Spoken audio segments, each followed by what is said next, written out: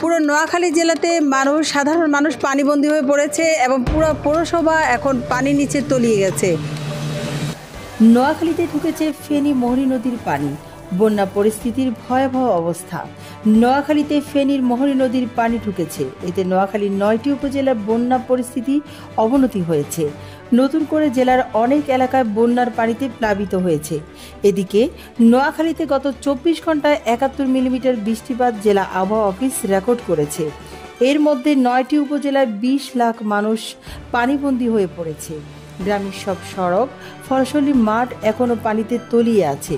ভেসে গেছে পুকুর ও খামারের মাছ। খোঁজ নিয়ে জানা গেছে, টানা বৃষ্টিতে জেলা শহর মাইজদি শহর 9টি উপজেলার বেশিরভাগ এলাকায় জলাবদ্ধতার সৃষ্টি হয়েছে। এমন পরিস্থিতিতে জেলার সব শিক্ষা প্রতিষ্ঠান বন্ধ ঘোষণা করেছেন। এছাড়াও নোয়াখালী পৌরসভার বিভিন্ন বাসাবাড়ি ও দোকানপাটে পানি ঢুকে ব্যাপক ক্ষয়ক্ষতি হয়েছে। স্থানীয়রা বলছে, স্বাভাবিক জীবন যাপন করতেছি, যেটা আমার প্রায় 70 বছর বয়স। এই 70 বছর বয়স আমরা দেখিনি।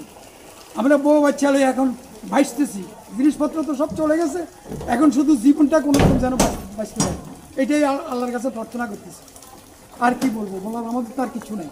আমাদেরকে কেউ দেখারও নাই, কেউ বলারও নাই, কেউ সাহায্য করারও নাই, কোনো মানুষ এখন পর্যন্ত কারোর দেখিয়ে। ঠিক তো, সরজমিনে বিভিন্ন এলাকা পরিদর্শন করে দেখা গেছে অনেকের ঘরে হাঁটু সমান পানি, রান্নাঘরেও পানি।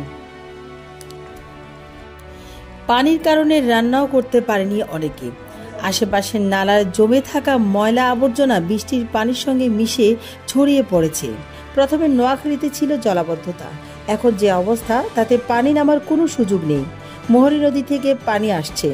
যারা বন্যায় ক্ষতিগ্রস্ত তাদের জেলা প্রশাসনের পক্ষ থেকে সহায়তা দেওয়া হচ্ছে। দর্শক, আমরা এখন দাঁড়িয়ে আছি জেলা প্রশাসকের কার্যালয়ের সামনে। পুরো নোয়াখালী জেলাতে সাধারণ মানুষ পানিবন্দী হয়ে পড়েছে এবং পুরো পৌরসভা এখন পানির নিচে তলিয়ে গেছে। সেজন্য সাহায্য সহযোগিতার জন্য জেলা প্রশাসকের কাছে আশ্রয় চেয়েছেন সাধারণ মানুষ। তাদেরকে ত্রাণ দেওয়ার জন্য এবং চিকিৎসার জন্য আমরা সিভিল সার্জনের কাছে গিয়েছিলাম। তিনি আমাদেরকে জানিয়েছে যে ইতিমধ্যে প্রত্যেকটি উপজেলায় মেডিকেল টিম দেওয়া হয়েছে 2টি করে।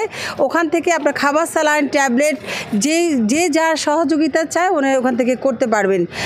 রুমানা ইসলাম, সিএন টেলিভিশন, নোয়াখালী।